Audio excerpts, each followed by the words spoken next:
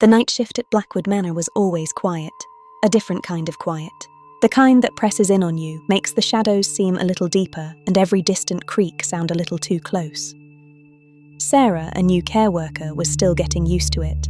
This particular night, a chill had settled into the old building. Sarah had been on rounds on the ground floor, everything peaceful, everyone tucked away, but she had a nagging feeling, a whisper of unease that pulled her gaze towards the darkened stairwell leading to the second floor. Just a quick check, she murmured to herself, though she knew all the residents on the second floor should be fast asleep. The air grew colder with each step she took upwards. Sarah reaches the top of the stairs. There, in the shadows, sits an old lady. She's small, frail, with wispy white hair and wearing a simple nightgown. Her eyes are open, looking directly at Sarah. "Excuse me, dear," Sarah froze. A resident, out of bed in the middle of the night. It was unusual, but not unheard of.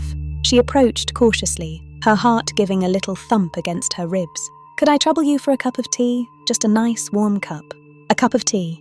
It was a simple request, easily fulfilled. Sarah hurried back down to the ground floor. The old lady's eyes watch her, unblinking. Sarah was already picturing the warm brew.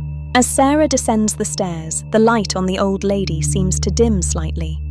Sarah enters the kitchen. Sarah entered the brightly lit kitchen. Her colleague Mark was busy with paperwork. "Mark, can you believe Mrs. Henderson is up, asking for a cup of tea? Bless her." Mark slowly looks up from his paperwork. His expression is confused, then concerned.